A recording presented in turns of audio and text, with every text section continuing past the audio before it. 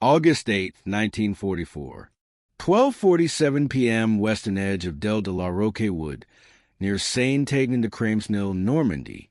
The Sherman's engine is barely above a whisper now, a low metallic idle that vibrates up through the steel floor and into the soles of their boots. Inside the turret, the air is thick with hot oil and sweat. Dust hangs like smoke, caught in thin beams of sunlight that slip through gaps in a hatch. Trooper Joe Ekins keeps his eye glued to the sight. His right hand is steady on the controls, but you can tell by the way his jaw locks that his body is doing something else entirely, waiting to flinch. Outside, beyond the tree line, the Kin-Falaise road runs like a pale scar through open ground. The fields are shorn down, flattened by summer and battle, giving no cover to anything that moves across them. You can almost feel how exposed it is out there, how unforgiving. Then it comes, not a sound at first, but a pressure, a faint tremor that crawls through the earth. Tracks, heavy ones, a distant clank, a low grind, and then the unmistakable rhythm of armored vehicles moving in formation. The men in the turret don't talk. Talking wastes oxygen. Talking wastes luck. The tank commander shifts slightly, peering from his cupola with the smallest movement he can manage, as if even a careless shadow could give them away. Somewhere nearby, other Shermans of the squadron, 1st Northamptonshire Yeomanry, are dug into the same edge of the woods, guns aimed at the same killing ground. They've been told to hold their fire. Hold until the moment feels too late. A flash of movement breaks the far edge of the road. Dark shapes, low and angular. For a heartbeat they blur in the heat shimmer, and your mind tries to make them into something harmless. But they're not trucks, not half-tracks, not infantry. Steel noses push forward out of the haze, and the silhouettes sharpen as they roll into view. German tanks, coming up the road from Sintos, pushing toward the Allied line like they still believe the old rules apply. To the German crews, the world is supposed to make sense in 2-second snapshots. A commander raises binoculars. He's done this for years now. A lifetime measured in quick identifications and faster decisions. Sherman. That's what the Allied armor looks like at a glance. A familiar hull. A familiar turret shape. And if it's a Sherman, then it's a problem you already know how to solve. Because out here in Normandy, German tankers have learned to judge by outline. They have to. A second of hesitation can mean a round through your side armor, the turret filling with smoke and screaming. But there's a danger in doing something too well. A danger in confidence. The Panther crew, one of many pushed forward in desperate counterattacks after nights of bombing and days of attrition, believes they understand what's waiting. In a Panther, you're sitting behind thick sloped armor with a long 75mm gun that can punch through most Allied tanks at ranges that feel unfair. You're taught to believe in distance, in optics, in first shot, first kill. And somewhere deep in that belief is a quiet assumption. If it's a Sherman, it can't reach out and touch us from here. Back in the woodline, Joe Ekins' Firefly is still. To anyone looking at it through a gap in a hedgerow, it looks like every other Sherman in the war. The same American lines, the same familiar posture on its suspension. But this isn't a standard Sherman. This is a Sherman Firefly.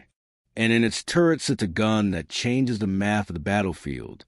A British 17-pounder. Longer, heavier, hungrier. The barrel is a spear that makes the whole vehicle look slightly wrong. If you're the kind of tanker who notices slightly wrong in time. The commander leans down into the turret, voice low and tight. Wait! The loader's hands move in the dim light, working by memory. A heavy armor-piercing round is brought up, the metal clinking softly against steel as it's guided into place. The loader rams it home with practiced force. Loaded. Joe's eye doesn't leave the sight. The road is framed in a narrow, brutal rectangle. A tank nose appears, then another behind it, then more. The German column compressing into the open ground like a parade that doesn't know it's marching into an execution. The commander watches them come closer. Closer. There's always a moment in an ambush where your instincts scream to fire too early, to take the shot the instant you have it, just to relieve the pressure in your chest. But if you fire too soon, the enemy scatters. They back out of range. They angle their armor.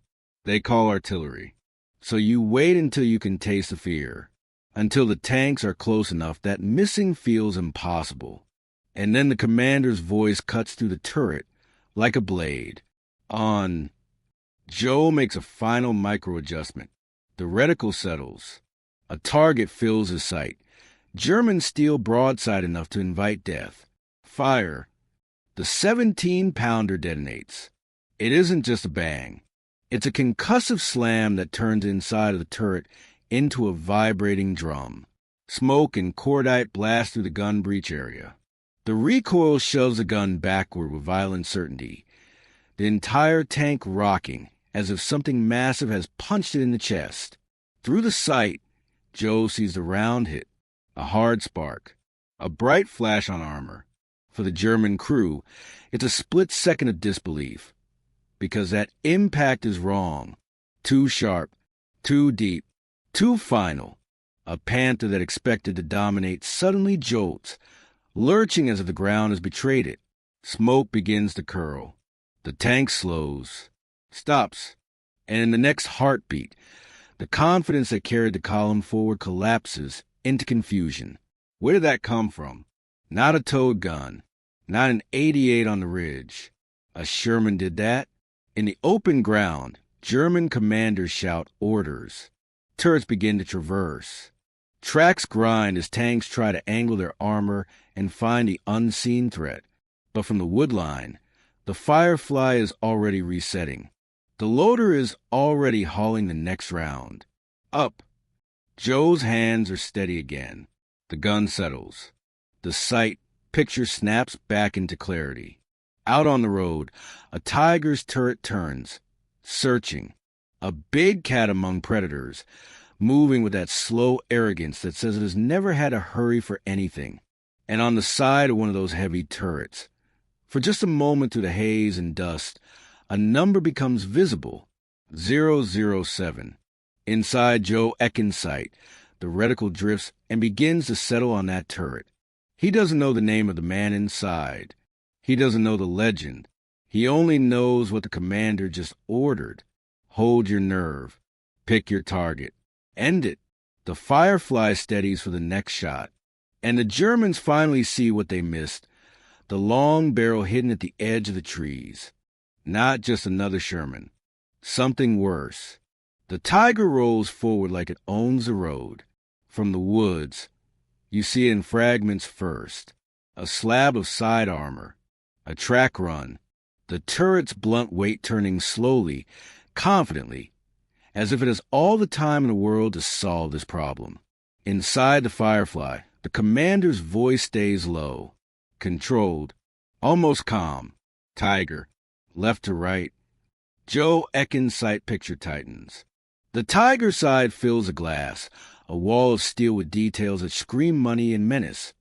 Spare track links hung like trophies, a Balkenkreuz half dusted by summer dirt, the massive turret ring that makes the whole vehicle look like a moving bunker. The Tiger's commander is searching, not panicking, not yet. He's looking for an anti-tank gun, an 88 on a ridge, a muzzle flash where it should be. Not this, not a Sherman in the trees. The Firefly's commander waits for the angle, the perfect exposure, the brief moment where German armor stops being a shield and becomes a flat target. Hold! The Tiger's hull clears a small rise, and for a heartbeat its side is presented clean as a parade ground. Fire! The 17-pounder erupts again, and the world compresses into recoil and smoke. Inside the turret, its violence in a confined space. The gun kicks back. The air turns sharp and bitter with cordite. The breech snaps open. A spent casing clatters and steams on the floor like a piece of molten brass. And through the sight, the shot arrives. A bright, ugly spark on the Tiger's side. Not a ricochet. Not a shrug. A bite. For a fraction of a second, nothing changes. The Tiger keeps moving. You can almost feel the German crew inside, clinging to their belief. We're a Tiger. We don't die like that. Then the Tiger jolts. It isn't dramatic at first. Just a stutter. A hesitation in the tracks, as if the driver's foot has come off the throttle. A thin coil of smoke begins to curl from somewhere it shouldn't, and then the smoke thickens. The Firefly's commander doesn't celebrate. He doesn't even breathe. Up! The loader is already moving. Hands blackened with grime. Face slick with sweat, he drags the next round into position. You hear the dull metallic scrape as it meets the chamber. The rammer slams it home with a force that feels personal. Loaded. Outside, the Tiger is slowing. Try to understand what hit it. Inside that German turret, a different kind of silence begins. A silence you only get when something catastrophic has happened, but the crew hasn't accepted it yet. Maybe the radio operator is shouting into the headset, trying to raise the other tanks. Maybe the driver is fighting the controls, feeling the engine response change. Maybe the gunner is swinging the turret, desperate to put the long 88 on whatever dared to do this. But the Firefly does not give them time. Joe's eye stays welded to the sight. The Tiger's turret shifts, searching the tree line, and for a split second the number on the side of the turret is clear enough to read like a signature. The commander's voice tightens. Just a fraction. Again. The second shot is a flash and a punch. The impact is brutal. It lands with a kind of certainty that turns steel into confession. This time the Tiger doesn't hesitate. It convulses. A surge of flame blooms from within, and you can almost imagine the internal chain reaction. Fuel vapor, ammunition, the cramped interior turning into a furnace in the time it takes a man to blink. The explosion is not cinematic. It is industrial. It is physics. It is the end of every protection that tank ever promised. The Tiger erupts. Smoke boils upward.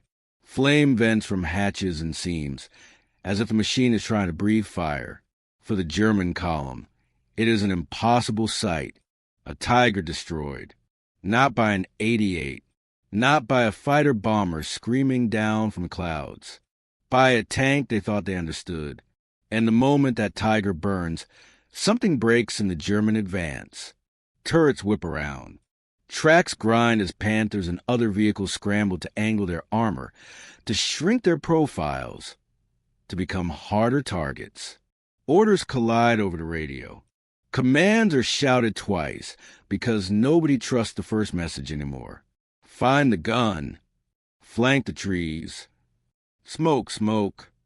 But smoke works both ways. As dust and exhaust hang in the air, the Firefly's position becomes a guess, a suspicion, a feeling. German gunners fire anyway. High-velocity rounds crack through the hedgerow line, snapping branches like bones. Bark explodes into the turret roof with sharp, rattling impacts. The woods are suddenly alive with splinters. Inside the Firefly, the commander drops his head instinctively as a round tears through the foliage overhead. You can almost feel the sound in your teeth. The driver tenses, waiting for the order to reverse. But the commander's voice comes again, steady as a metronome. Target, right? Another heavy tank. Keep firing. Joe swings a gun. Through the sight, another German tank is pushing forward, trying to take advantage of the chaos. Maybe the Panther. Maybe another Tiger nosing into position, believing it can still dominate with the next shot. In the Firefly turret, the loader is already feeding the gun. The rhythm is savage now. Load, aim, fire. Load, aim, fire. And outside, German armor starts dying in a way it did not expect to die. A tank takes a hit and stops. Another tries to turn and shows too much side. A flash of penetration, then smoke, then flame. The kind of flame that tells you the crew has seconds, not minutes. The German advance falters, then fractures. Vehicles begin to back away, not in a clean withdrawal, but in a scramble that feels like instinct taking over from doctrine, because doctrine never planned for this. Back in the Firefly, nobody knows who was inside that first Tiger. Nobody in the turret is thinking about names or reputations. They're thinking about survival, about the next shell, about the next muzzle flash that might be aimed at them. But across the line, somewhere in a German command post, radios are already carrying a message that sounds like a rumor. A Tiger has been knocked out near Sintos. Then another report. Then another. And in the smoke of a burning wreck marked 007, the most famous tanker in the German army has just vanished from the war. The Firefly crew doesn't know it yet. They only know one thing. The enemy has finally seen the long barrel in the trees. And now every German gun in the area will start hunting for it. The woods do not feel like cover anymore. They feel like a target. A German shell tears through the outer branches and detonates somewhere behind them, and the shockwave slaps the Sherman's hull like a giant hand. Dust rains from the turret roof. Splinters pepper the armor with sharp little ticks. The men inside the Firefly don't speak. They listen for the sound that means the next round is closer. Another crack, higher pitched, faster.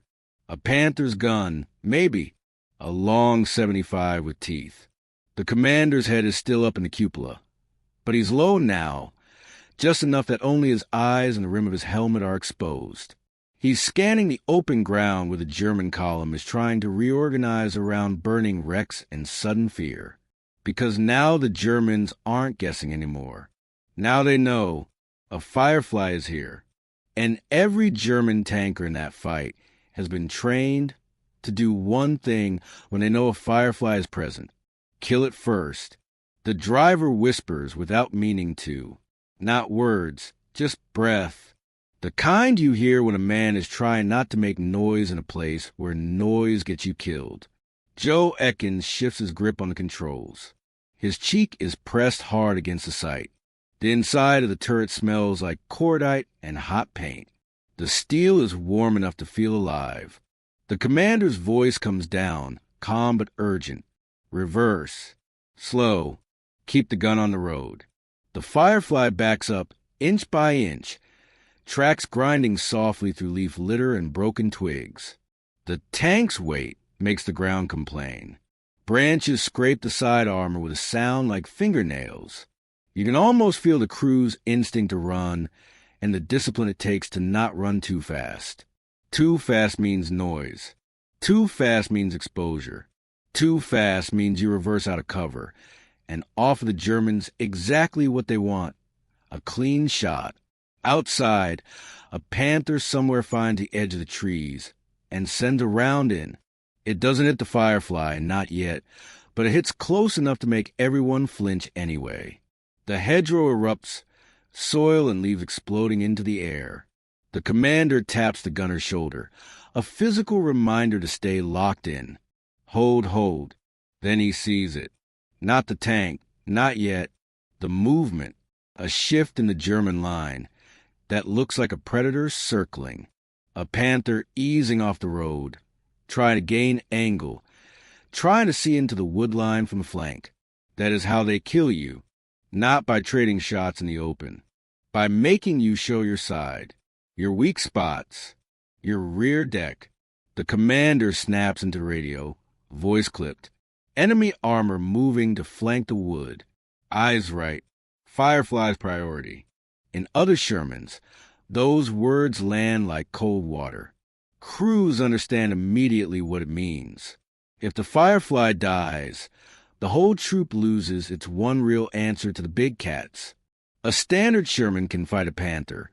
Yes, but the margin is thin, and the price is often paid in burning tanks.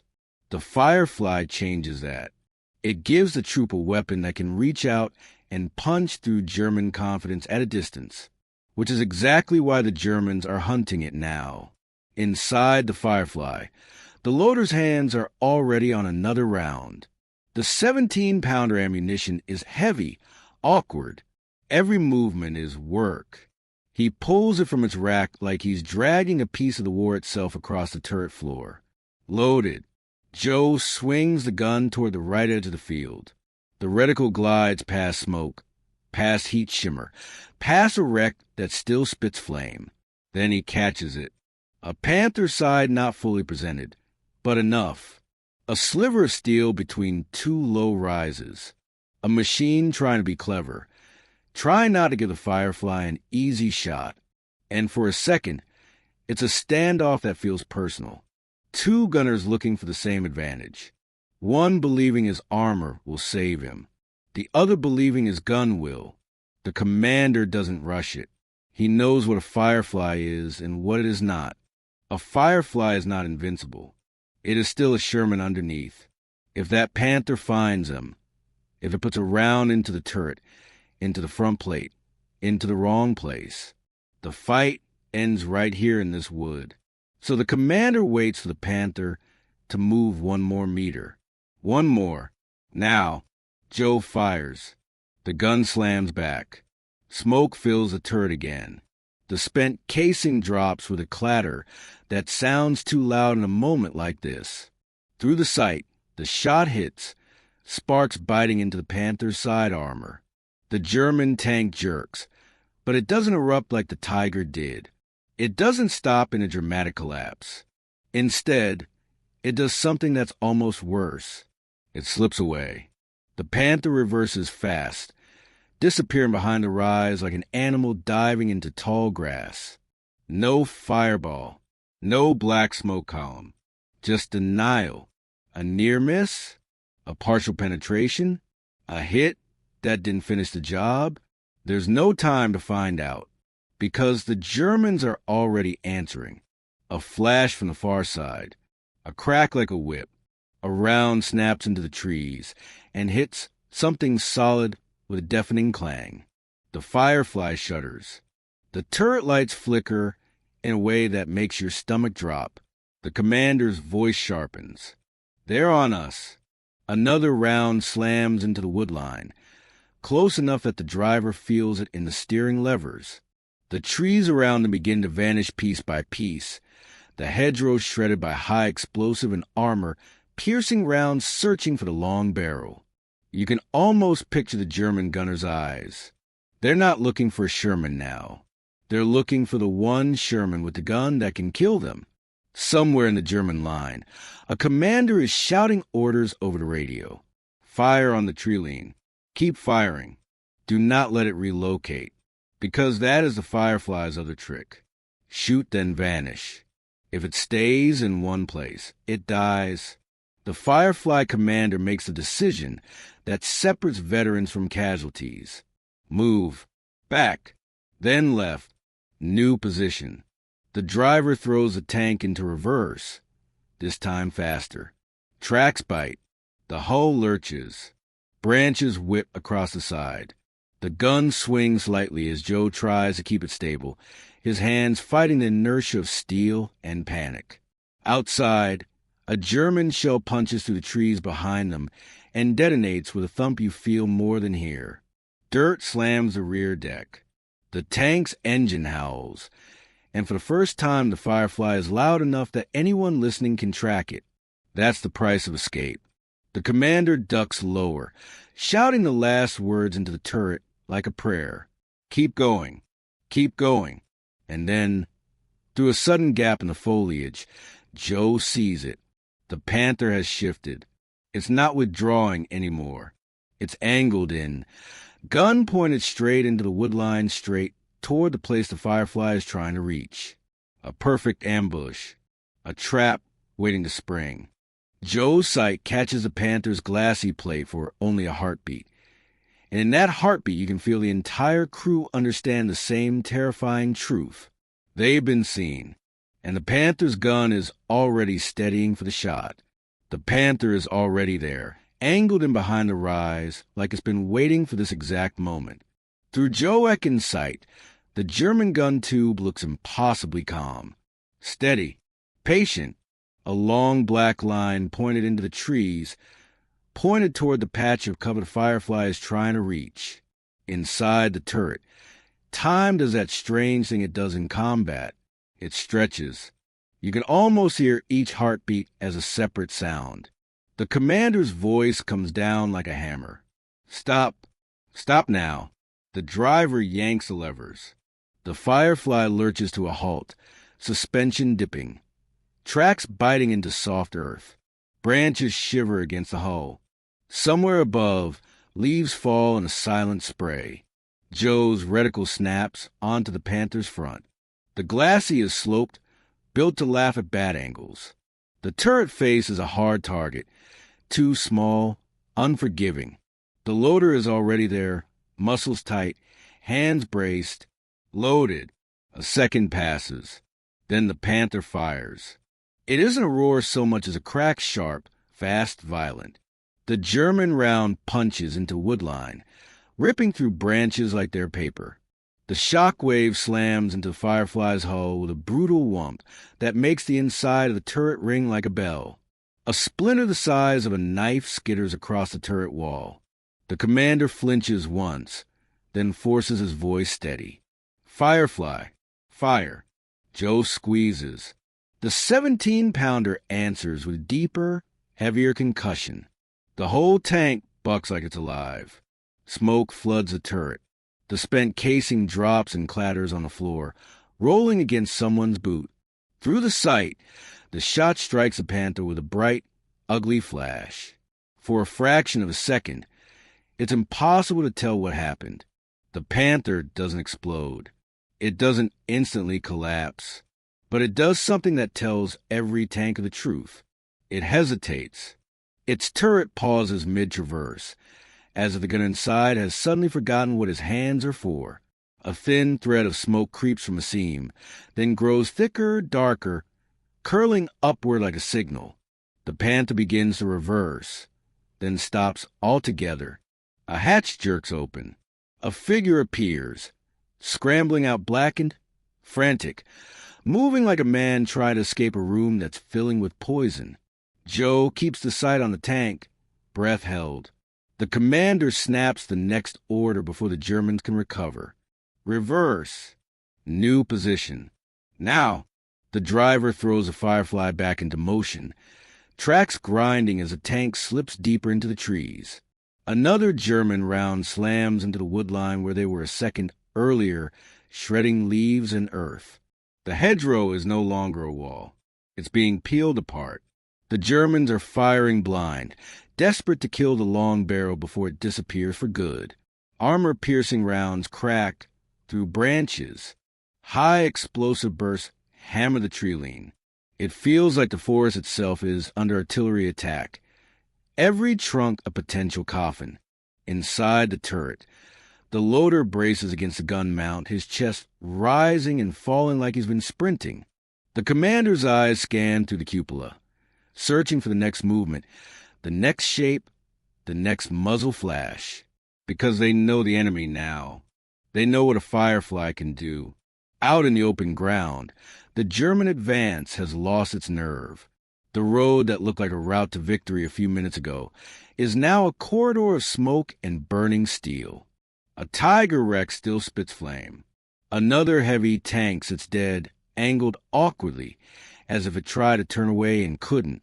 And in that chaos, something changes on the German radios. The tone, the urgency, the realization that the battlefield has rules, and those rules just got rewritten. Somewhere behind the German line, a commander barks an order that will echo across Normandy. Find the Firefly. Kill the long barrel first. Because the worst part isn't that a Tiger can be destroyed. The worst part is how. Not by a miracle weapon. Not by luck. By a tank that looks ordinary until the moment it fires. That is what poisons German confidence. The idea that you can't trust your eyes anymore. In Normandy, German tankers survived by silhouette recognition. A quick glance, a snap decision. Sherman means one set of tactics. Firefly means something else. But the Firefly's genius is that it makes those two silhouettes almost the same. A familiar hull, a familiar turret, a shape that tells the German gunner, for just one fatal second, this is manageable. And then a 17-pounder round arrives and proves that second was a lie. The Firefly itself is a kind of battlefield improvisation made real. British workshops forcing a powerful anti-tank gun into a turret that was never designed for it, modifying the mantlet, reworking stowage, wrestling steel in space until the Sherman could throw a punch that even Panthers and Tigers had to respect. It isn't elegant. It isn't comfortable. But war doesn't reward comfort. War rewards whatever works. Back in the trees, the Firefly crew finally slows, engine still hot, still humming. The commander risks one more look through the foliage, watching German armor pull back, watching the field become a graveyard of certainty. And only later hours later, maybe days, when the talk filters through units like smoke under a door, does the name attach itself to the burning Tiger Mark 007. SS-Hauptsturmführer Michael Wittmann, the legend, the man whose reputation rode ahead of him like thunder. Whether Joe Ekins fired the exact shot that ended Wittmann's war would be argued long after Normandy turned quiet by historians, by veterans, by anyone who ever tried to pin down truth in the fog of battle. But the crew doesn't need the argument. They were there. They felt the recoil. They saw the heavy armor stop moving. They watched confidence collapse into retreat. And if you could stand on that Normandy woodline in the aftermath, if you could smell the smoke, hear the distant clank of tanks repositioning, see the black columns rising over the Cannes, Falaise Road, you'd understand the real victory wasn't just a single Tiger knocked out. It was what happened inside every German turret that survived. From that day on, a Sherman silhouette stopped being reassuring. Every Sherman became a question. Every hedgerow became a threat. And somewhere behind German optics, behind the magnification, and the range-finding and the cold professionalism, a new fear settled in. What if it's not just another Sherman this time?